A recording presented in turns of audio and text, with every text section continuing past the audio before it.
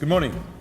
I'm delighted to be here in this very glitzy environment. I was born in Monaco, so I'm used to gambling and this kind of stuff, but it is a bit Las Vegas. So I'm delighted to be here. I'm going to be talking about my perspective and share some conviction about some 6-7 years I've spent and we've spent with some guys at the MIT trying to look into this digital economy. The book you see out there is what we produced last year to try to encapsulate some of the research. This is the only commercial part of my speech, by the way, but it's a very good book, trust me. So I wrote that with a guy called Andrew McAfee at the MIT and George Westerman, and it really encapsulates what it takes to change large organizations. So I think, the premise, and I think it was said already, I think we live in completely unprecedented times, and it's both scary, and that's why people talk about disruption, but it's also extremely exciting because it's a time for managerial and organizational innovation as well as technology innovation. And so I'm a technology optimist, I'm a digital optimist. I see the glass half full rather than half empty all the time, and I'm going to try to share some of that with you, but can be quite scary sometimes. And the scariness is that it changes the society we live in, and you see that every day with employment statistics and other things. It changes cooperation, and we'll talk a lot about that today, but it also changes individual behaviors, how we actually shop and live and communicate and all this kind of stuff. So let me show you something. The Frenchmen tend to be quite negative and gloomy, but I'll start with the good news. We're actually living longer. Okay. I'm sure it's the same in Australia. This is US data. Okay, men and female together. Average, we live 75 years, which is fantastic news. And it's going to go up again. It's actually going up as we speak. And this is all due to progress in medicine. The real negative side of that is that when you look at corporation, they live a lot shorter. Used to be about 75 years in 1934, I think. It's down to about 15 years. Just in the last 10 years, we've seen over half of the company disappearing from the S&P 500. Disappearing not just because of digital technology, but because of mergers, acquisition, bankruptcy, and so on. And my conclusion when we looked at that, and the forecast is even worse. Some people forecast that by 2027, 75% of the companies will be renewed. So companies that were not there, or companies that we don't even know exist today. So there's a lot of velocity into incorporation. They last longer, their shelf life is shorter. And my conclusion when we looked at that is it cannot be just about bad management. Okay, we all know bad managers. But it cannot just be just about bad management. There is something else going on. And our conviction is that there's a real profound switch between an industrial type era to a new digital era that we're all trying to fight for. And this is why we're seeing these stats coming out and these companies sort of disappearing very, very quickly. And these are large companies as well as small company, by the way. So what does it take to navigate through that? I'm going to try to I traveled 24 hours to get here, and they gave me half an hour. So not extremely generous. It's TED Talk. I don't know who Ted is, but he's got a lot to answer for. So I'm going to try to take you for this journey in 3 ways. First of all, because I think the 3 main fundamental things that as business people we have to really get is how do we understand what it takes to transform large organizations in particular towards this new world? What are the success factors that we can learn from? And I'll spend some time on that. And then move around to talking a little bit about strategy. How do we look at strategy with a digital prism? A lot of people talk about digital strategy, and I've always asked the question, well, what does that actually mean? What can we do practically to look at our initiatives in that? And then move to the organization, because there's something pretty fundamental happening to the shape of organization. The way organizations are designed today is about 86 years old, I think, so the MIT tells me. Say 100 years old. So it's old. Okay. So we go through that for this journey, hence the fasten your seatbelt, because in half an hour it's going to be pretty quick. Okay, let's start with the first one, the transformation thing.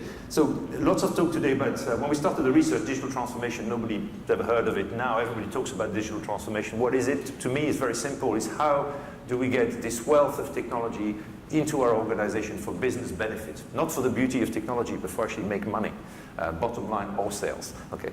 And why is it difficult? It's because of what I call the new grand challenge. We live in a world today where every single technology development is pretty exponential. Okay, so you're all familiar with Moore's law. You can apply it to storage, you can apply it to data, you can apply it to anything you want. It's going exponentially. The problem we have is that our organization and our institutions, like regulators, for instance, are not moving exactly at the same rate. So for anybody that's been ever played with logarithmic scale, when you have something that goes exponentially and something that doesn't, over time the gap gets really big. Okay, and that's what I call digital transformation, is how do we reduce that gap so we can get real benefit in our corporation of all this technology innovation. So that's really what we're talking about. So how do we solve that? We kind of looked at 500 large companies globally, and talked to 100 of executives and really tried to understand how do these large companies, and I'm not talking about Google, Apple, tech companies, really talking about normal companies, people who do banking or insurance or media or that kind of stuff. How do they actually go about doing the digital transformation? And the key research question was, surely out there in this big wide world, we're going to find companies that demark themselves from their competitors by using this technology. Okay? And if yes, what is it they do differently? That's basically the simple thing. So the good news is that we did find some. Okay? Companies like Nike, Starbucks, and I always avoid mentioning Starbucks here because they don't do good coffee, but they do good digital, believe me. I'm told. Companies like Burberry, if you're in fashion. So, pretty well-known household name Disney. This company have really started to integrate this technology for business benefit. Other companies less well-known, we look at a company called Asian Paints, which is the biggest coating company in Asia. Fantastic work on the supply chain to start with and then really revamping their entire operation. My all-time favorite is a company called Codelco. It is the biggest Chilean mining company. It's government-owned, based out of Santiago. Now, you wouldn't start there when you look at digital leaders, but believe me, they've done a fantastic job. So all across industry, so it's not industry-specific. Every single industry has got some of these digital leaders at play. And so the big grand challenge is what we're trying to solve. So let's look at what it means. 2 dimensions. We really narrow it down to 2 things that we believe really matter. The first one, what we call digital capability, really obvious. If you want to do digital transformation, you have to invest in digital technology, right? And digital technology, very broadly, I mean mobile, social analytics, cloud, embedded device, sensors, you name it, everything that's on the market today. So how do we use that to affect both the customer experience and our internal operation? First dimension. But if it was as easy as investing in technology, everyone would do it, right? It just takes money. So there was a second dimension, which is a bit more subtle, is how do you actually drive change and transformation within the organization, and we call it leadership capability, which is more around the soft side of the equation, the vision, the engagement, the governance system, and in particular how you get IT and the business to work in very different way, IT or technology people to work in very different way.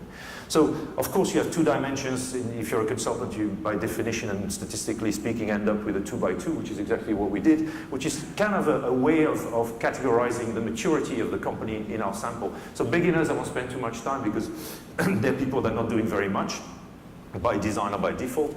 Conservative are people that drive change extremely well, but in a very narrow area in their organization. This is where Asian Paints, the company I mentioned, started. Great guys doing great work on the supply chain, could not get the senior executive excited so they could scale the whole thing to the rest of the organization. You find a lot of companies there were highly regulated. So if you think back 5 years, insurance company, oh my God, I can't go on Twitter because everything I say can be construed as investment advice. That kind of reaction. Or companies that are highly financially run, short-term ROI. Show me the ROI, show me the ROI, show me the ROI. So you end up doing nothing. Okay. So that's what you find conservative. If you flip diagonally, fashionistas, they're the opposite. They're people that do everything. Okay, I'm sure there are some fashionistas in this room. B2C companies, highly marketing sales driven. Let's have 27 apps, 50 Twitter handles. We need 5 pages on Facebook, and the marketing guys get all excited. You've got this activity going on everywhere. Totally uncoordinated, no real vision behind it. So it's a bit like the old thing about advertising. 50% is probably useful, 50% probably wasted. That's the fashionista, and quite a very decentralized companies, multi-brand companies, very often in this. Think about a company like Nestle, for instance. 3,000 brands, 284 countries. Oh my God, how do you harmonize all this? That's the kind of fashionista we're talking about here. And of course, digital masters are people that are doing that well, like I mentioned Burberry, Nike, and a few others. So that's kind of the 2 dimensions that really matters. Now, let's look at what they do. So this is the investment pattern. Where does it actually go? And no surprise, it goes either at the front end of the business, the customer experience. So this is all about how do we design intuitive experience? How do we engage people? How do we get data so we can move into personalization? How do we integrate channels so it makes sense from a consumer point of view? And it's all about mobile, social, and all the stuff that we know and love. Up until 5 years ago, you talk about somebody about digital transformation, guarantee you will end up in a discussion about digital marketing. social, mobile, and all this kind of stuff. Today it's moved on a little bit. Why? Because I think there's a tremendous benefit in the operational side. And operation really falls into, in my view, 4 categories. One is that people starting to realize that if you can automate it, do it. Okay. I know there's implications for jobs and other things, but if you can automate it, do it. So the whole process digitization, automation that we're seeing happening today is really healthy because it drives productivity. The second thing is there's a lot of talk about big data. I'm not a big fan of this big wave and hype about big data. It's not, before you get to the insight, you have to first integrate your data, then you have to do analytics. It's a big job in large organization because the data is everywhere. So the data integration that leads to true analytics is really important to get right. 3, it's about internal collaboration. How do you get your folks to work differently? You have plenty of tools today that really changes the way we can collaborate in an organization, be it video, be it enterprise social network and so on. And you really have to reconnect people to start working in a very different way, whether they're in different countries or different division. And lastly, the promise of what's called IoT, and again, another term I don't like. I call it connected system. We are now moving to connected system through sensors and embedded device. That for the first time in history are breaking down the barriers between customer experience and operations. We are getting real-time data from the point of use, be it a machine, be it a human being with wearables, being whatever. And this is really fundamentally changing the way that we can look at these systems. We are in the early days. For anybody who's ever tried to do an IoT project, good luck, because it's on paper and on the PowerPoint slide, it's great. In practice, it's very difficult because there's no standards or the technology is not quite stable yet. But it's going to be a revolution. So I'm excited about operation because the difference between operation and customer experience is in operation you can get a baseline. You know how much it costs you to produce a product. You know how much the cost pile you have to deliver a certain service. So you can actually benchmark and see whether you get real improvement. So in terms of investment, if you do customer experience and you start playing with your operation well, you can start thinking then about changing your business model. And there's a lot of talk again about disruption, business model. It feels like every large company is going to die tomorrow morning and be replaced by 3 guys and a dog from San Francisco. I can't buy that. I think things tend to take over. But think about GE. GE is a big, large conglomerate, very decentralized, very financially driven type of company. And yet, I think what they're doing with their business model, like if you take an aircraft engine, where they used to sell an aircraft engine with $1 price and then a maintenance contract, which is a recurring thing, they are starting now to sell hours of flight. Why? Because through big data, analytics and engineering, they can actually control and understand what's going on in the engine as it flies. Okay, and it's a win-win situation for both the airline and GE. So that's what I mean by changing business model. So that's the what. That's the stuff that people invest in when they do digital transformation. Let's look at the how, the soft side, as I mentioned. Now, when we started the research, it was really interesting. We talked to all the experts, of course, as you do, so you have a good talk. And we heard all this stuff about, oh my God, Generation Y coming into the workplace, bringing all sorts of new ideas, new tools, bring your own device. Do you remember that? They were going to bring old technology that was much better because at home you have better technology than you have in the workplace, which is true. And we heard a lot about edge innovation. Everything was going to be happening at the edge, bubbling bottom up, forcing senior executives to change the organization. We found exactly 0 example of that in our sample, not one. Okay. Now that doesn't mean that it's not good to have Generation Y guys in the enterprise and they bring in new technique, but the point is that it's every single big, large transformation that was successful was top-down driven. So if your senior management is not listening, that should be #1 task for you guys, is convince them that this is worth doing. Okay. And what is it about? It's about really transformative vision. I mentioned GE. The company Codelco in Chile, the mining company in Chile, came up with a vision of a human-free mine, so nobody's underground. Okay, and that was back in 2009. So that's a kind of transformative vision I like. The driving. It doesn't mean it's perfect. You know it all and things like that, but something that actually drives your company forward. Then you got to move into engagement because the vision on its own not very useful. You got to engage with people. Engagement is like 30 years old, right? We used to do business transformation and engage people, right? Today what you can do is you can do it at scale. So about a month ago, I don't know if you've anybody from the pharma industry, but launching a new product in pharma is hard because of loads of regulation and what you can say and not say to the doctor. It used to take forever, and forever meaning sometimes a year and over, to actually launch a new drug. We trained about 2.8 thousand sales guy in an afternoon about a month ago. Okay, why? Because we were using the tools that are available.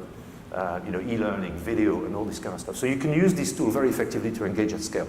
Governance, third one, really boring topic, right? Governance. It is probably one of the biggest drivers of profitability in your program. Why? Because the problem with digital is it cuts right across the way that we've organized corporations, silos, geographies, functions, and so on and so forth. So you need to actually guide your program in the right way, and governance is what actually helps you to do that. And governance, I mean, could be a committee, which is useful, not a lot of teeth, but useful. Could be a new role. So a lot of companies, I don't know if we have any chief digital officer here, but this is the new thing that is supposed to change the world. Okay, so you need somebody to sort of accelerate the transformation. Or it could be a new unit, a digital unit, whose role it is to actually drive and harmonize the program. But a level of governance, whatever it is, adapted to your kind of company, whether you're centralized or decentralized, is essential. And lastly, IT and business. For best part of 50 years, we've had one department who had the monopoly of technology introduction in the firm, the IT department or the technology department. This is over, okay? And it's been over probably for 6-7 years now. Okay, everyone buys IT, HR guys, marketing guys, supply chain people, and it's now great because you can buy it in the cloud. So you don't need to talk to IT. You can do your transformation despite or without IT, or at least that's what the vendors tell you. Okay. The fact is that in all the people that we call digital masters are all force a different way of working with their IT and their business side. And the reason is that doing IT in the old world, which is still needed to keep the light on, is one thing. Doing IT in the digital world is very different. It's less secure, it's more experimental, it's faster, it's more agile. We will talk about, another word I hate, agile, but there are techniques that actually allows you to do very agile development and really test out product. You can get the data, you can see whether it works. If it works, you scale it. If it doesn't work, you kill it. Okay, so very different type of skill set. And that's why you hear a lot about dual speed IT, two-way IT, dual mode IT, whatever you call it here in Australia, I don't know. But this is the way of trying to manage two very different type of IT development at the same time. They've got different pace, and that's essential to get it right.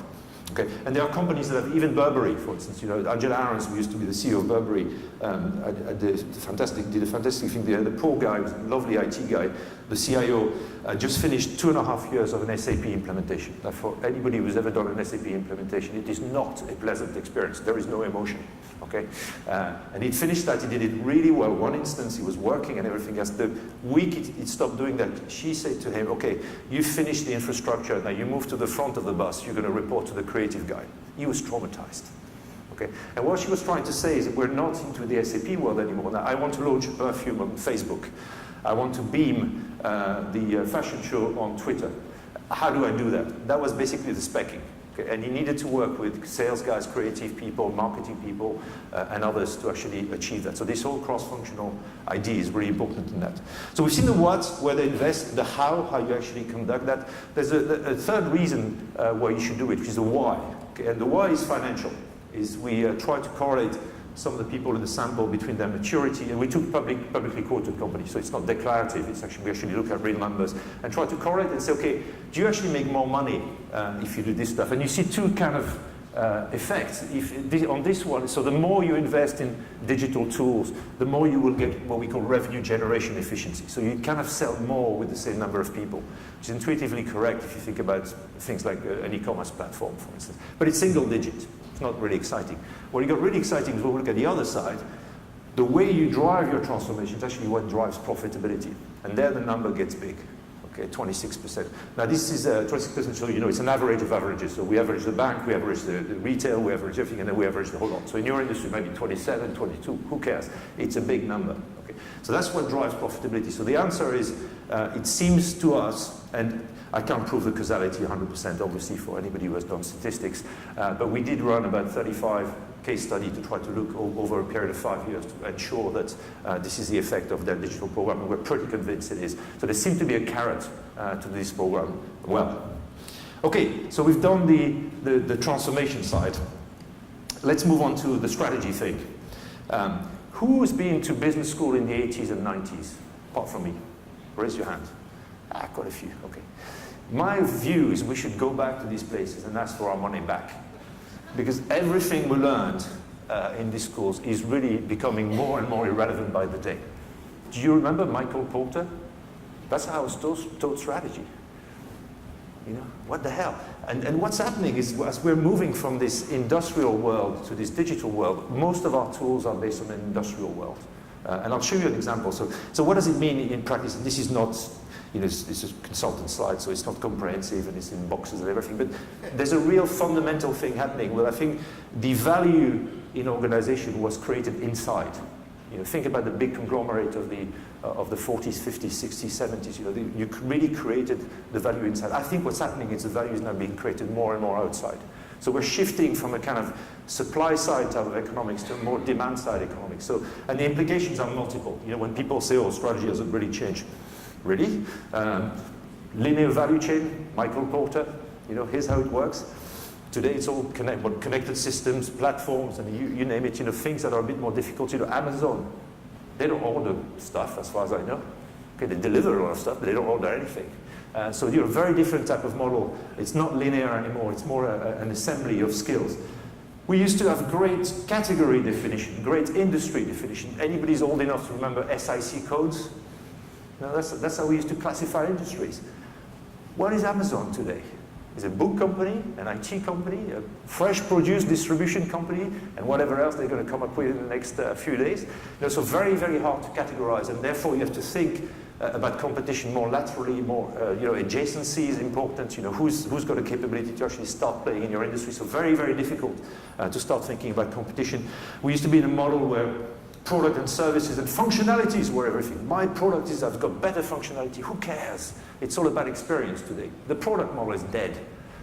Believe me, it's all about what I call experience über alles. You know, that's a German thing. But it is really important. Consumption, brand control, that's what it was all about. That's what marketing was all about. Today it's about co-creation, building communities, you know, collaborative economy. Michael Porter taught us a very good thing about how do you create lasting competitive advantage. How do you do that? You erect barrier to entry. You buy stuff. You build more capacity than anyone else. You go down the learning curve. You spend more money on marketing so you can kill your competitors and so on. It was very, very, very intrinsic. And you can do it two ways. You either are cheaper, cost leadership, or you differentiate. Today it's over. You can get access to a lot of stuff without having to own it. And that's one of the most difficult things to get in the brain of some of the executives I work with, is you don't need to own everything. People, assets, you can rent them, you can loan them, you can share them, you can do. Telcos did that 10 years ago, 15 years ago. Think about mobile MVNOs, the virtual mobile operators, but just borrowing a network. Why do you need to own it? Same thing. You know, this is happening again. So really important, and I think the cost leadership versus the differentiation, if you're good at analytics, as some companies are today, you can actually do both. You can do dynamic pricing. So all these notions are going away. Innovation, I won't spend too much time, because you know, it used to be closed, it used to be a department. So we have a department head of innovation, and we have an innovation process. Really? You know, today it's much more open. Think about APIs. You know, the APIs have become strategic for sort of an organization. You know, just open up the whole organization. And even lastly, how you value company. Okay, we used to value company on assets and something which was incredibly complex to calculate, which was called goodwill. Okay, that's how we value company. Today it's all about connections, scale. The scale effect is really where you get the advantage. And if you think about Uber, $51 billion, is that really their asset? Don't think so. I think, you know, these guys are valuing something else. So you get the message on all this. And why is that important? Is because I think you need to start thinking about competition in a very different way. It's not Toyota versus Ford. You know, how about Google, Tesla, and you know, all the others that are coming to the game, Zipcar, all this kind of stuff. So you really have to open up to that. Now, this is at a very high level, how you put a prism of digital on the kind of strategy you're designing. Very important, I think, for executives to at least understand what's going on in that era. Let me go down a level, because this is really macro and I would say corporate type of strategy. Let's go down to the digital side. What do you have to worry about? I think you have to worry first of all about where you're investing and start thinking about how do I manage a portfolio of digital initiatives. Not all digital initiatives are the same. And this is, again, I'm going to bombard you with 2x2s because I think that's what consultants do again. So the way I look at it is, you know, are you really reconfiguring your whole value chain or just a part of your value chain? Whole value chain meaning touching customer experience and operation and sometimes business model, or just a part of it. If you're doing just a part of it, you're really in sort of re-engineering. And I know re-engineering has got a really bad press. Actually, that's what you're doing. You know, so if you take DHL and really optimizing a part of their routing. That's what they're doing. This is hugely useful. Your CFO will love you because you can get short-term return from that, and you can therefore fuel the investment in the other area. So it's really important to do that. If you go across a value chain transformation, think about Burberry integrating all their channels. You have to go cross silos, you have to involve everybody. It's a nightmare. It takes longer. It's very impactful when you do it well, but it's a much more difficult exercise to pull off. But it doesn't really reinvent your business model or your offering. Then you have to move the other way. So reinventing business offering doesn't mean you have to become Airbnb. So you take Tokyo Marine and insurance in Japan. They figured out that some people might not want to buy insurance by the year. Why? Because they go skiing for an afternoon, or I borrow Michael's Ferrari for an hour. So I want to be insured just for that. Okay. So they came up with a very simple app-based, with a deal with Docomo to actually do that. Okay. It's not 98% of their revenue, but it's starting to pay off and it's very profitable. That's the kind of change they do. And then you end up in new digital businesses, which is what my example of GE or Codelco, where you're really fundamentally, to some extent, betting the ranch a little bit. So what GE is trying to do is basically, having developed this Predix platform, I don't know if anybody's familiar with that, which is basically a big data analytics platform designed for the industrial world. And they're basically trying to make that the iOS of the world, of the industrial world. And that's their dream. Whether they'll make it or not, I don't know. But they are really gone far out to do that and spend billions doing it. So that's kind of a different type of model. So that's why I think you have to measure it to really build your portfolio in that kind of way and really understand the kind of impacts that you're trying to affect. That's a what. That's where you do the investment. I like the what and the how because it's simple. There's the how. This okay, I've got a great strategy. I'm going to do this. How do I deliver? And delivery is two different things. Delivery is about time to implementation and risk. Okay. And also whether you want to make it yourself in-house. I want to own everything, or you want to play with other partners. And again, 4 things that are important. So edge exploration. I take the example of Mondelez. It's things where you're not sure. So Mondelez has built a huge mobile incubator where they actually invite a lot of startups. They actually take stakes in some of them to try to develop new services. Okay, it takes quite a long time to just organize all of this. It takes even a very long time in large organizations to scale anything. So the minute they find something that works really well, to actually scale it is not a trivial exercise. So that's why I say it takes longer. But it allows you to incubate and to really learn in a sort of developmental way. And then you have people that try to transform the core, do it themselves. So somebody mentioned there were some telco people. Telefonica, wow, they want to transform the core. Now you transform the core of a telco with a network, or think about the back office of an insurance, or the core banking system of a retail bank. These are huge exercises. You know, if you're in position as a CEO for a year and a half, don't start one. Okay, because it's not going to take a year and a half. These are multi-year program and multi-year. I mean, Telefonica has probably been at it for 6 or 7 years. These are really fundamental change in your organization, therefore difficult and therefore pretty long. If you want to go short, you can buy stuff. Okay, people do that every day. You buy stuff for competence. So I don't have any analytics people. That's what Capital One did. No analytics capability. They bought it. I don't have the technology. You can buy it. You can even buy a business model.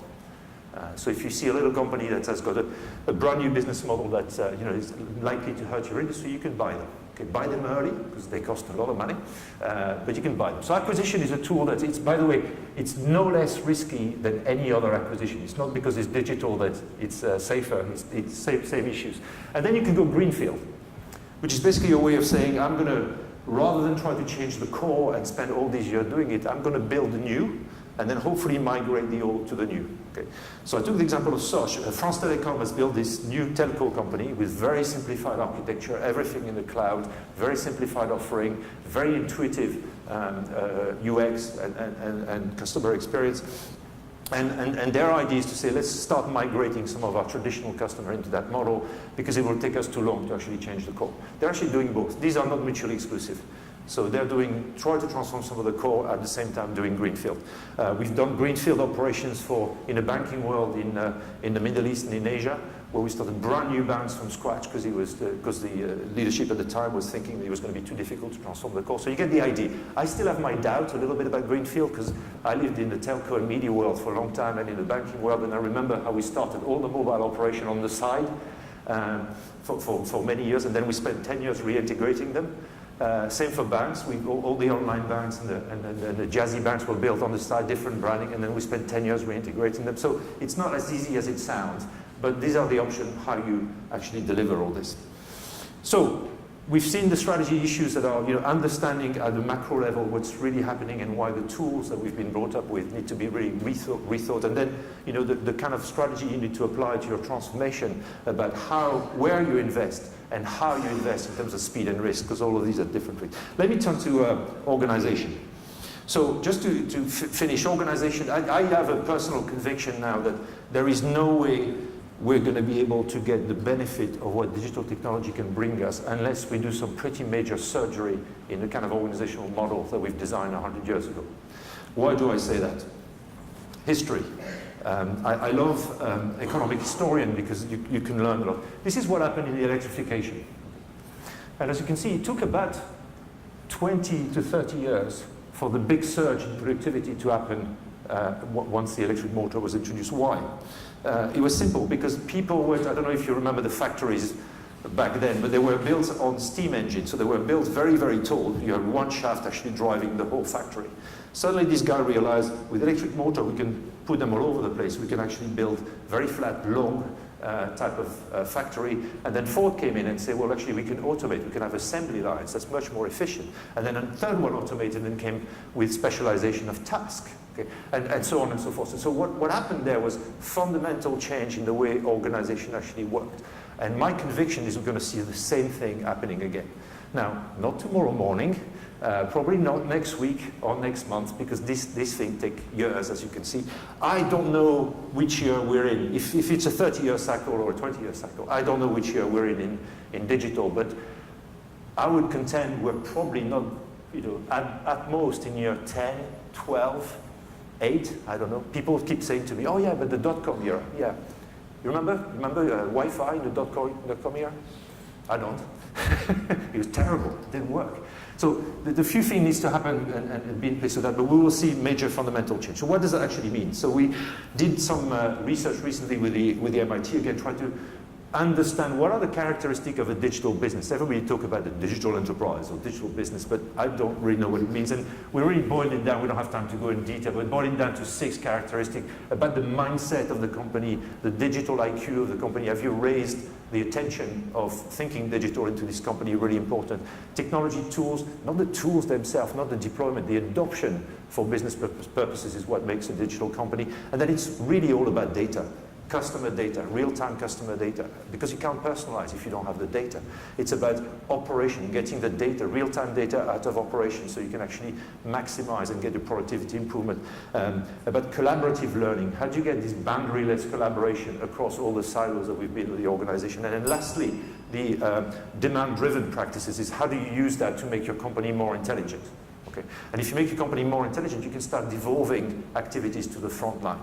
And you become much more self-organized. Okay, that's what we call digital dexterity. It's a buzzword, but that's what, in our view, it was about a sample of about 200 companies. That's what happens.